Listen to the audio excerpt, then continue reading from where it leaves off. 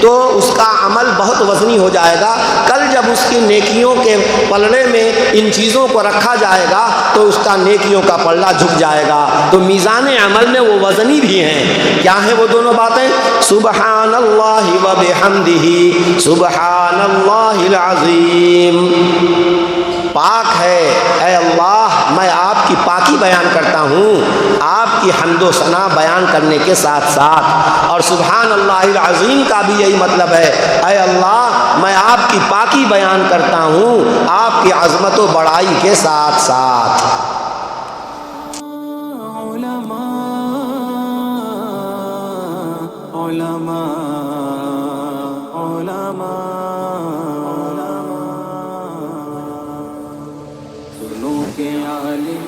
مرتبہ بہت بلند ہے، یہ وارث رسول ہے، وفا بہت بلند ہے۔ سنو کہ عالموں کا مرتبہ بہت بلند ہے، یہ وارث رسول ہے، وفا بہت بلند ہے۔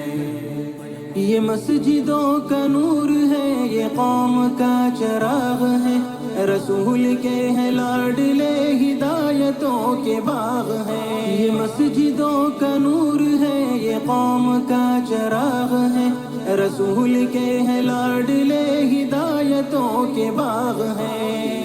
سے اپنے دین کی صدا بہت بلند ہے، سنو کہ عالموں کا مرتبہ بہت بلند ہے۔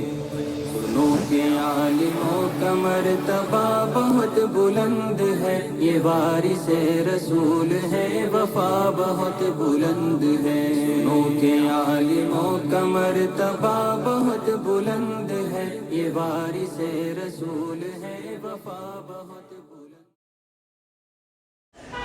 بسم اللہ الرحمن الرحیم، الحمد للہ رب العالمین والعاقبة للمتقين، والصلاة والسلام على سيد الأنبياء والمرسلين وعلى آله وأصحابه أجمعين، أما بعد فإن أصدق الحديث كتاب الله، وأحسن الهدي هدي محمد صلى الله عليه وسلم، وخير الأمور عواسمها، وشر الأمور محدثاتها، وكل محدثة بدعة، وكل بدعة ضلالة، وكل ضلالة في النار۔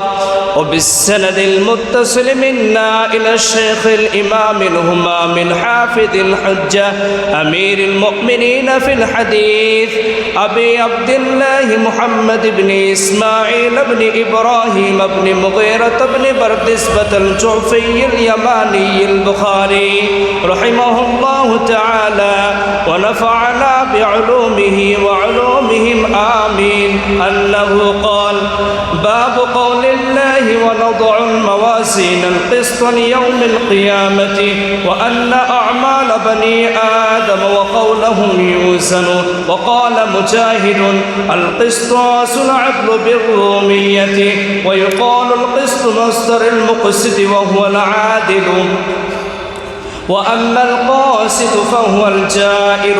وبه قال حدثنا أحمد بن إشكاب قال حدثنا محمد بن فضيل عن عمارة بن القعقاع عن أبي سرعة عن أبي هريرة رضي الله تعالى عنه وعنهم أنه قال: قال النبي صلى الله عليه وسلم: كلمتان حبيبتان إلى الرحمن خفيفتان على اللسان ثقيلتان في الميزان، سبحان الله وبحمده سبحان الله العظيم.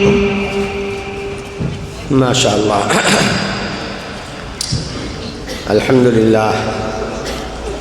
الحمد لله رب العالمين، والصلاة والسلام على سيد الأنبياء والمرسلين سيدنا ومولانا محمد وعلى آله وصحبه أجمعين. أما بعد، وبالسند المتصل منا إلى الإمام البخاري رحمه الله تعالى أنه قال: باب قول الله تعالى: ونضع الموازين القسط ليوم القيامة وأن أعمال بني آدم وقولهم يوزن. وقال مجاهد القسطاس العدل بالرومية ويقال القسط مصدر المقسط وهو العادل وأما القاسط فهو الجائر.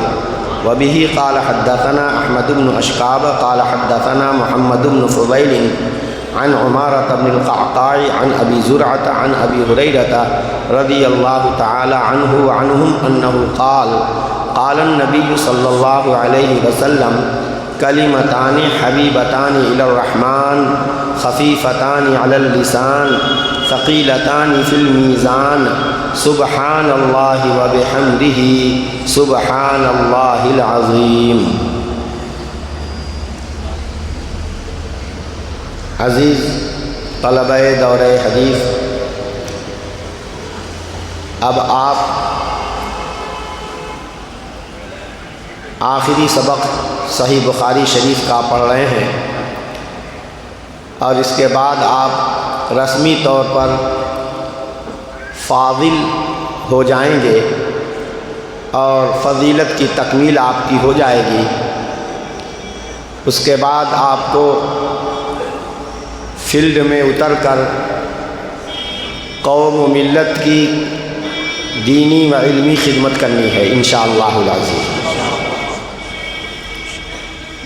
یہ آپ کا مدرسہ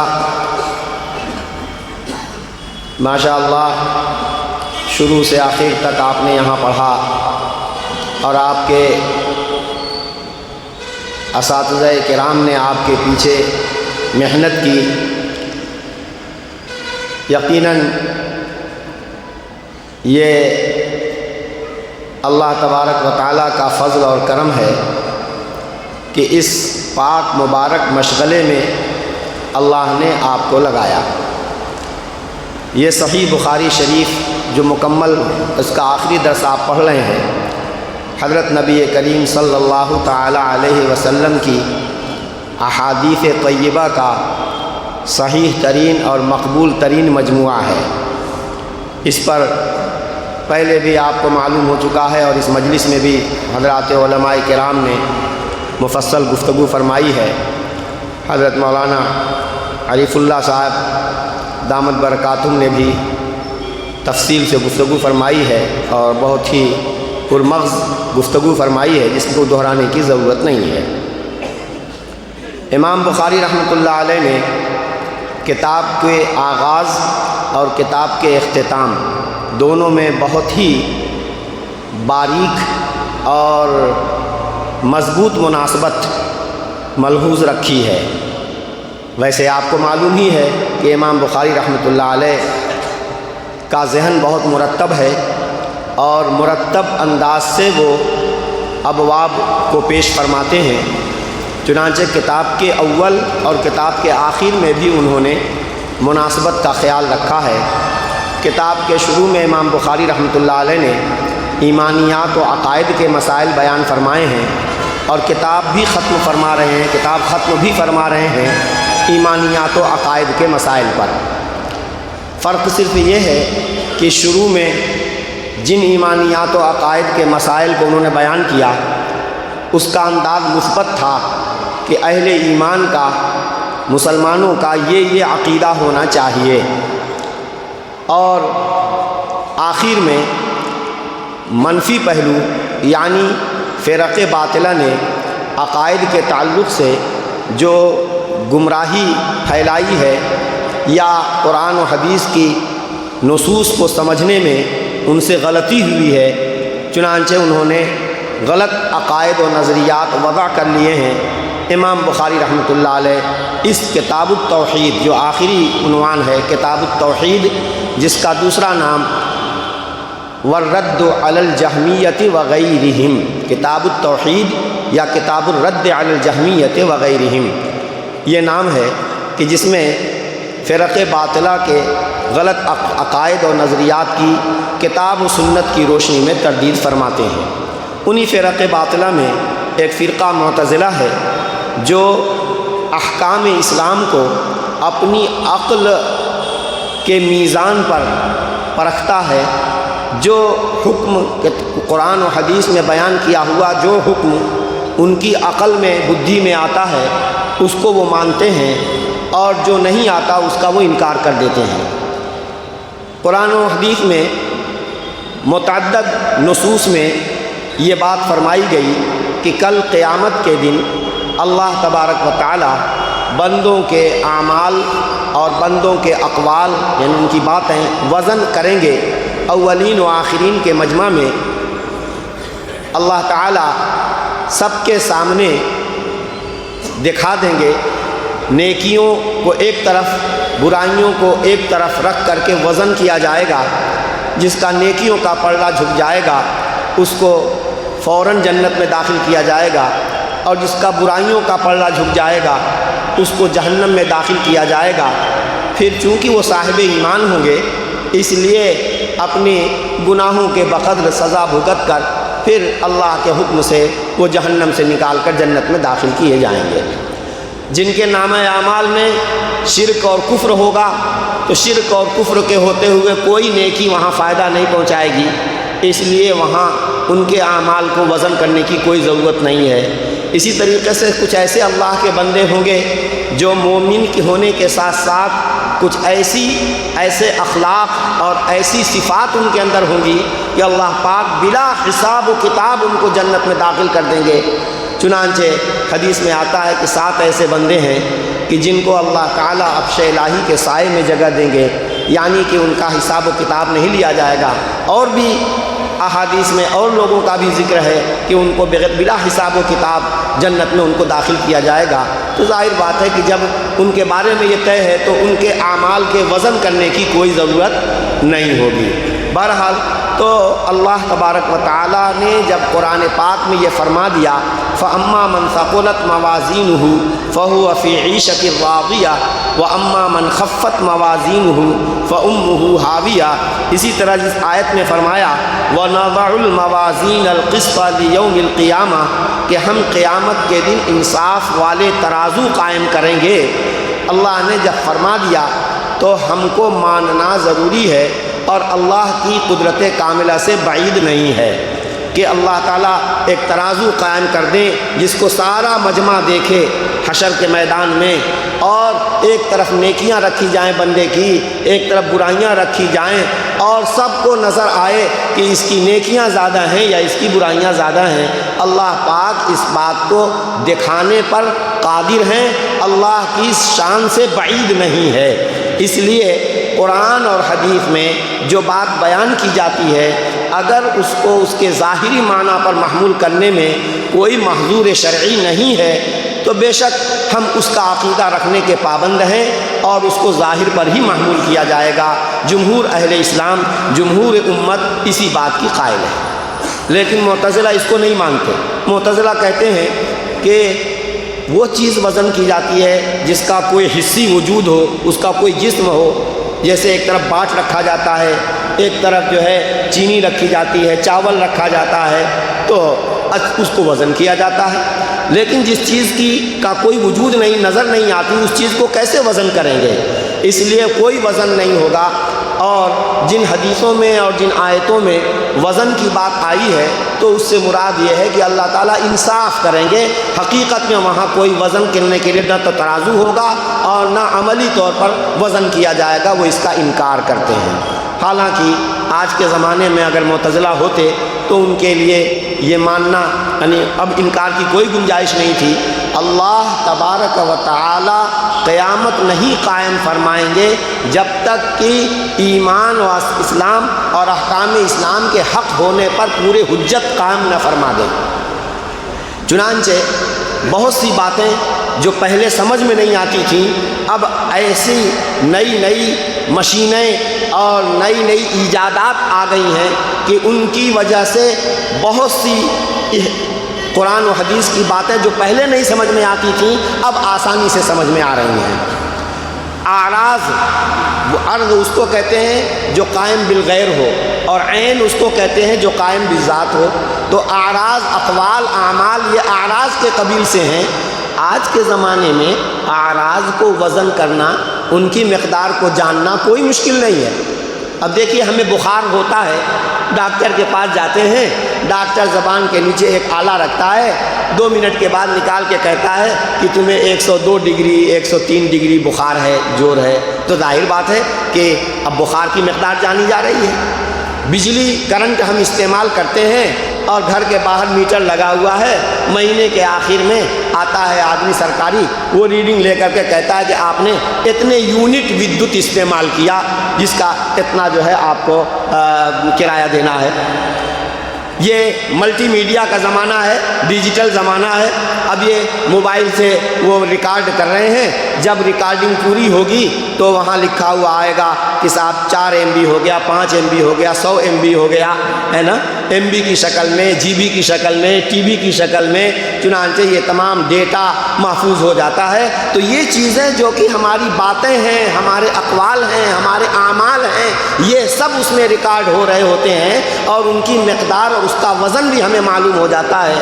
تو جب انسان اس دنیا میں ان اعراض کو ناپنے اور وزن کرنے کی صلاحیت رکھتا ہے تو اللہ رب العالمین کی قدرت کاملہ سے کیا بعید ہے کہ اولین و آخرین کے سامنے ہمارے اقوال اور اعمال کو باقاعدہ ایک ترازو میں وزن کر کے دکھا دے اور سب پر یہ بات واضح ہو جائے کہ اس کی نیکیاں زیادہ ہیں یا اس کی برائیاں زیادہ ہیں۔ اللہ کی قدرت کاملہ سے یہ بعید نہیں ہے۔ تو آج کے زمانے میں ان چیزوں کا سمجھنا کوئی مشکل نہیں ہے۔ چنانچہ امام بخاری نے ایک آیت کریمہ پیش کی اور اس کے ساتھ ساتھ آیت میں جب لفظ قسط آیا ہے تو فرمایا اس کی لغوی تحقیق کرتے ہوئے کہ امام مجاہد فرماتے ہیں کہ قسطاس کے معنی انصاف کے آتے ہیں، یہ رومی زبان کا لفظ ہے اور اسی سے قسط نکلا ہے، اس کے معنی آتے ہیں انصاف کے۔ اور یہ بھی کہا جاتا ہے کہ یہ قسط حقیقت میں اقسط یقسط اقساط کا حاصل مصدر ہے۔ اقسط یقسط اقساط کے معنی آتے ہیں انصاف کرنا، اور اقسط یقسط اقساط کی اصل قسط یقسط قسطن ہے، اس کے معنی آتے ہیں ظلم کرنے کے۔ عربی زبان میں بڑی باریکیاں ہیں، آپ پڑھے ہوئے ہیں کہ باب افعال کا خاصہ ایک خاصہ سلب ماخذ ہے، جہاں لازم کو متعدی بنانا یہ ایک خاصہ ہے، اسی طریقے سے اس کا ایک خاصہ یہ ہے کہ ثلاثی مجرد میں اس کا جو معنی ہوتا ہے مزید فی میں جا کر کے اس کا معنی سلب ہو جاتا ہے اور بالکل اس کے برعکس وہ معنی دینے لگتا ہے۔ قسط یقسط قسطن، قاف کے فتحے کے ساتھ اس کے معنی آتے ہیں ظلم کرنے کے، اور جب اس کو باب افعال میں لے گئے تو اقسط یقسط اقساطن اس کے معنی آتے ہیں انصاف کرنا، یعنی ظلم کو ختم کرنا یعنی انصاف کرنا۔ تو دیکھیں یہ عربی زبان کی یہ باریکی ہے۔ فرمایا کہ وَهُوَ الْعَادِلُ، مقصد جو باب افعال سے ہے اسم فاعل، اس کے تو معنی آتے ہیں انصاف کرنے والا۔ وَأَمَّا الْقَاسِطُ فَهُوَ الْجَائِرُ، اور رہا ثلاثی مجرد سے اسم فاعل قاسط تو اس کے معنی آتے ہیں ظلم کرنے والا۔ بہرحال آیت کریمہ سے عقیدہ وزن اعمال ثابت کیا، پھر حدیث پاک جو اس سے پہلے بھی 2 جگہ آ چکی ہے، ایک جگہ کتاب الدعوات میں یہ حدیث آئی ہے اور ایک جگہ کتاب الاستئذان میں یہ حدیث آئی ہے، اور دونوں جگہ امام بخاری کے شیخ 3 جگہ اور ایک جگہ یہاں 3 جگہ یہ حدیث اسی صحیح بخاری میں آپ نے پڑھی۔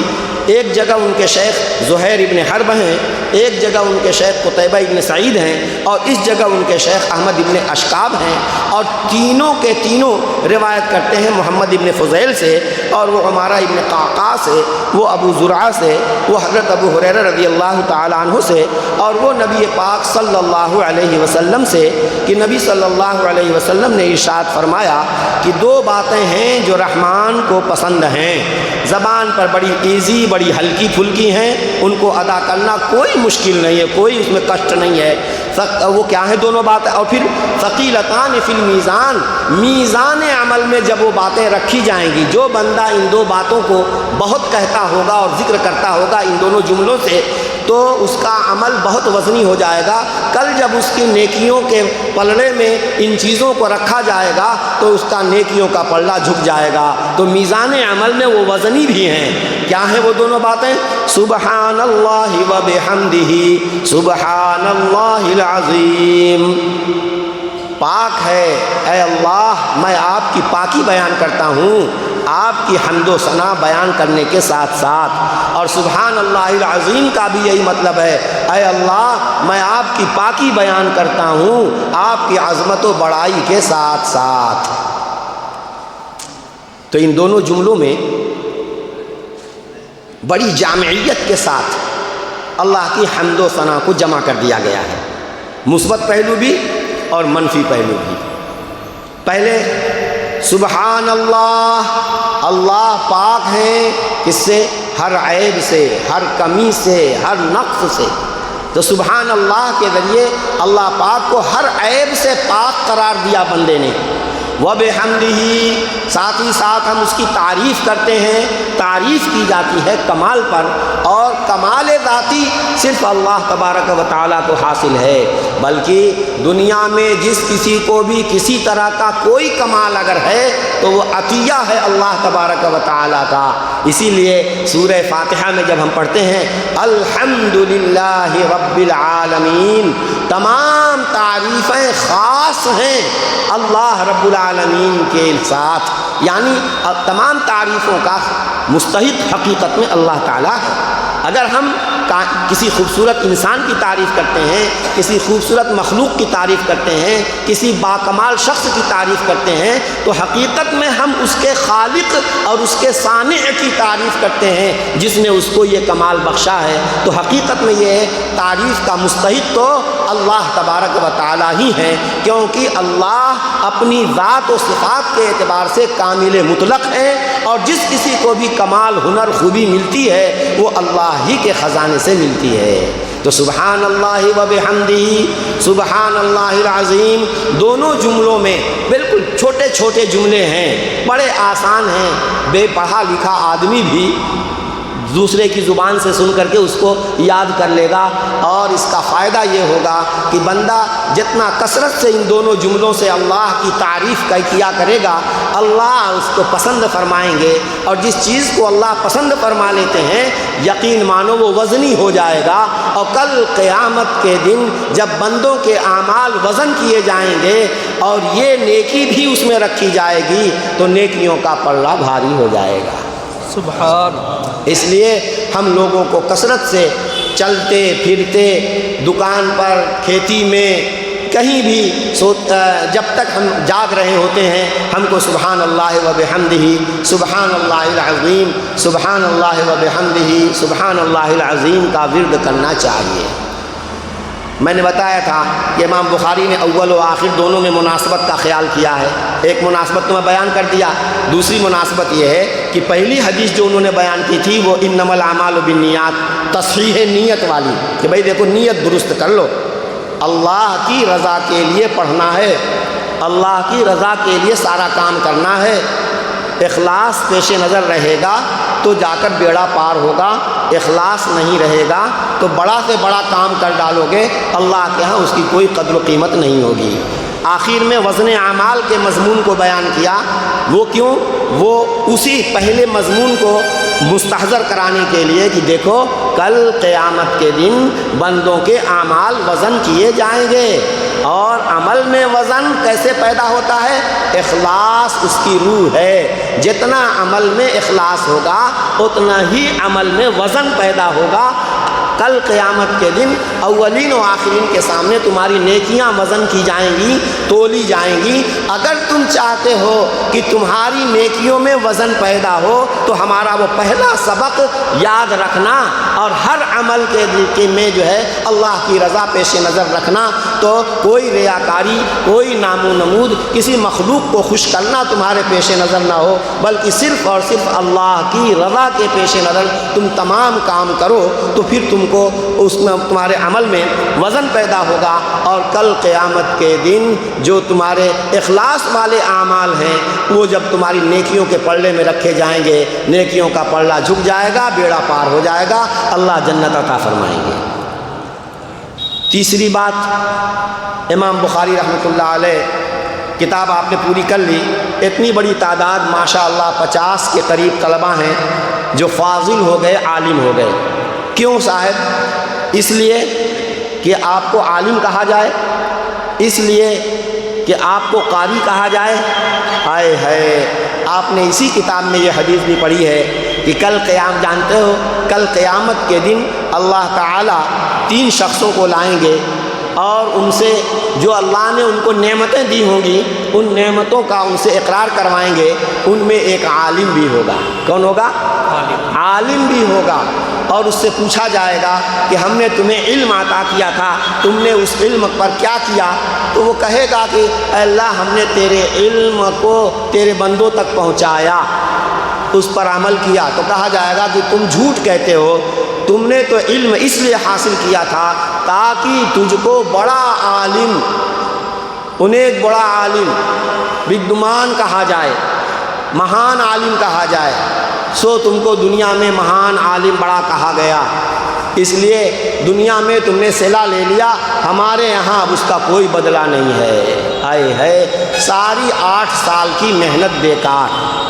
اللہ نہ کرے میرے دوستو، ہم علم دین ہم نے حاصل کیا ہے، کیوں؟ اس لیے تاکہ ہم اللہ کے حکموں پر چل کر اپنی دنیا بھی بنائیں اور اپنی آخرت جو ہمیشہ ہمیشہ کی زندگی ہے اس کو بنائیں۔ اور ساتھ ہی ساتھ یہ علم اللہ کے بندوں کی ہمارے پاس امانت ہے، جس کی امانت ہمارے پاس ہے اس تک پہنچانا ہماری ذمہ داری ہے۔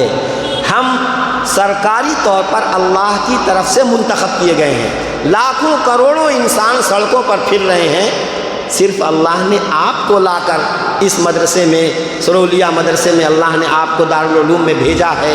کیوں؟ اللہ آپ کے ساتھ خیر کا ارادہ فرما رہے ہیں، من یرید اللہ بہ خیرا یفقہہ فی الدین، اللہ جس کے ساتھ خیر کا ارادہ فرماتے ہیں اس کو دین کی سمجھ عطا فرما دیتے ہیں۔ تو میرے بچوں، میرے دوستوں، اللہ نے آپ کے ساتھ خیر کا ارادہ فرمایا ہے۔ آپ کو جو دولت ملی ہے وہ بڑے بڑے ٹاٹا برلا کے خزانے رکھنے والوں کو وہ دولت نہیں ملی ہے، وہ دولت فنا ہو جائے گی اور آپ کی دولت باقی رہے گی، جتنا زیادہ لٹائیں گے اتنا ہی زیادہ بڑھے گی، اور ہمیشہ ہمیشہ کی جو زندگی ہے آخرت کی، کیونکہ آپ لاکھوں کروڑوں سینکڑوں ایک انسان کی ہدایت کا ذریعہ بھی اگر آپ بن گئے، خدا پاک کی قسم آپ کا بیڑا پار ہو جائے گا۔ سبحان اللہ۔ اس لیے میرے بچوں، میں آپ سے یہ عہد لینا چاہتا ہوں کہ آج آپ اس مدرسے سے نکل رہے ہیں، آپ یہ وعدہ کر کے نکلیں کہ ہم دین کی خدمت کریں گے، دین اور علم دین کی خدمت کریں گے۔ آپ کے اساتذہ حضرت مولانا مفتی صاحب، آپ کے اساتذہ جہاں کہیں آپ کو بیٹھا دیں، اخلاص کے ساتھ اپنے ان بچوں پر محنت کیجئے، جو اللہ نے آپ کو دیا ہے آپ ان کے سینے میں منتقل کرنے پوری خیر خواہی کے ساتھ۔ نبی کے آپ وارث ہیں، نبی جس طرح امت پر خیر خواہ ہوتا ہے وہی خیر خواہی آپ کے اندر ہونی چاہیے، اور پوری محنت سے آپ خرچ کریں، آپ محنت کریں گے، باقی آپ کی ضرورتیں آپ بے فکر رہیے، آپ بے فکر رہیے۔ اللہ تعالی چونکہ آپ سرکاری کام کریں گے تو سرکار اپنے کارندوں کی خبرگیری خود کرتی ہے، اس لیے اللہ کا کام آپ کریں گے، اللہ آپ کو ضائع نہیں کرے گا اور آپ کو آپ کی بنیادی ضرورتیں پوری ہوں گی، چاہے واقعتاً روپیہ پیسہ سے آپ کا گھر نہ بھرے، لیکن جو ضرورت سامنے آئے گی اس علم کی برکت سے اللہ آپ کی ضرورتیں پوری کر دیں گے۔ شرط یہ ہے کہ اللہ پر بھروسہ رکھیں، وَمَن يَتَوَكَّلْ عَلَى اللَّهِ فَهُوَ حَسْبُهُ، آپ کو پڑھایا گیا ہے، اگر آپ نہیں بھروسہ کریں گے تو کون بھروسہ کرے گا؟ اللہ سبحانہ و تعالی آپ کے علم میں، عمل میں برکت عطا فرمائے اور آپ کی ضروریات زندگی کا اپنے خزانے غیب سے انتظام فرمائے۔ وآخر دعوانا الحمدللہ رب العالمین۔